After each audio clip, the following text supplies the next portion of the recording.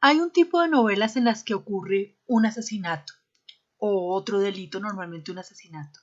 Y hay un personaje, un investigador, que tiene que saber qué pasó, cómo pasó, quién lo hizo, por qué lo hizo.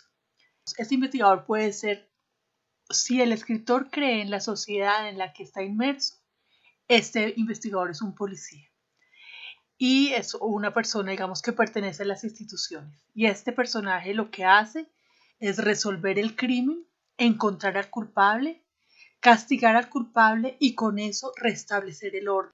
Es el caso, por ejemplo, de la novela británica, de la novela de misterio, de detectives británica, como por ejemplo Sherlock Holmes de Arthur Conan Doyle, o por ejemplo Hercule Poirot, que es un belga muy meticuloso, muy acucioso, ya rayando en el ridículo, o Miss Marple, una viejita muy inquisitiva, muy observadora, que desespera a Scotland Yard, a los investigadores de Scotland Yard, porque primero les da lecciones y les explica qué es lo que está pasando y segundo está presente todo el tiempo. Estos dos personajes de Agatha Christie.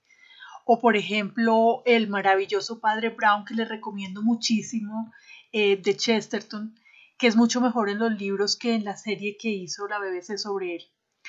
Estos personajes restablecen el orden, es como si resolvieran un rompecabezas, resuelven el crucigrama con sus habilidades y solucionan digamos, el problema que se plantea.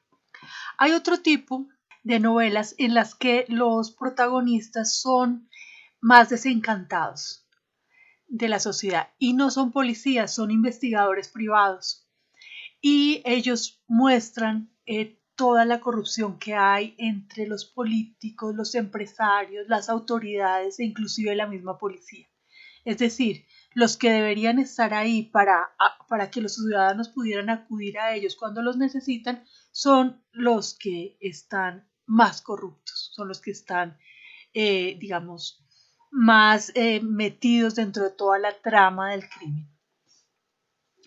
Digamos, en esta tradición están, o los principales personajes son Dashiell Hammett y Raymond Chandler, dos escritores que, digamos, empezaron a escribir en los años 30 y que crearon unos personajes emblemáticos. Son unos investigadores que son personas un poco desencantadas de la vida, que beben mucho, que fuman mucho, que son rudos, con unos diálogos así, con unas lenguas muy afiladas, unos diálogos punzantes, rápidos, inteligentes, y que en el fondo ellos mismos se burlan, en algún momento se llegan a burlar de que esa apariencia ruda esconde un corazón de monjita piadosa.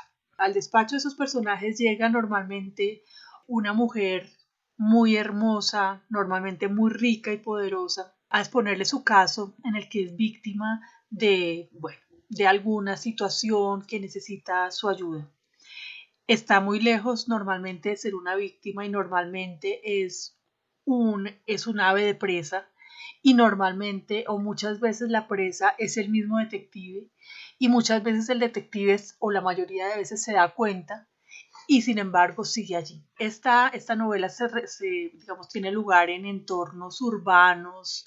En las películas, por ejemplo, se muestran callejones oscuros o oficinas en la parte de adentro donde llega la luz a través de las persianas.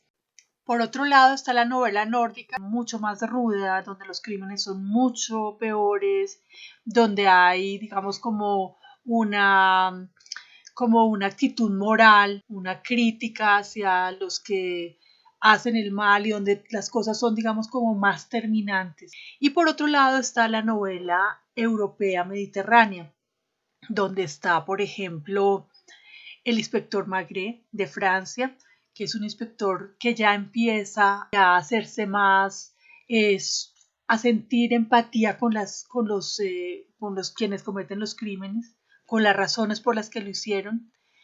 Y bueno, también obviamente aficionado a la comida y también muestran mucho en toda la novela mediterránea europea, muestran mucho las ciudades. son muy protagonistas o están muy presentes su cultura, su música, a veces su arquitectura, su comida, su bebida, su forma de relacionarse. También cuando están cerca al mar, el mar es un personaje importante. Los detectives cuando tienen que pensar van a caminar por la playa, donde también la comida es un personaje fundamental. La comida aparece todo el tiempo, los detectives van y comen, su vida privada se muestra, su actitud es vital, su actitud ante la vida no es derrotista, sino es distinta. Están tratando de resolver el problema y le están metiendo empeño, aunque aparezca mucho más la corrupción.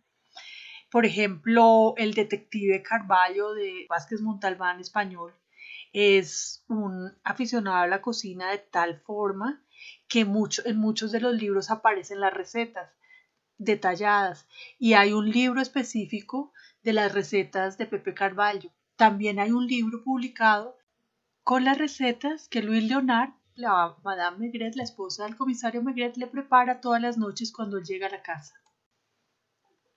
También está, por ejemplo, Jean-Claude Izzo, que escribió una trilogía sobre Marsella muy recomendada.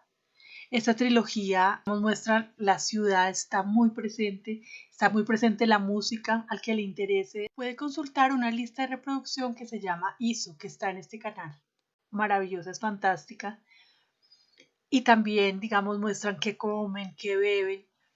Por ejemplo, el comisario griego Kostas Yáritos, un fan total de los tomates rellenos que le prepara a su esposa y va contando qué comidas ella le prepara. Y bueno, está el comisario Montalbano, que es siciliano, escrito por Andrea Camilleri las obras, y él sí es, pues, se levanta por la mañana a pensar qué es lo que va a comer.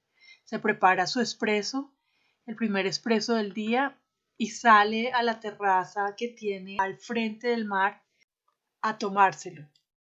Todos los platos que aparecen en estas obras no son comidas muy sofisticadas, ni modernas, ni innovaciones, sino son la comida que es compartida por toda la ciudad. Es la comida, digamos, podría llamarse la comida popular, la comida que todo el mundo conoce y comparte, que es además parte de su identidad. Ya veremos más sobre estas recetas. Hasta pronto.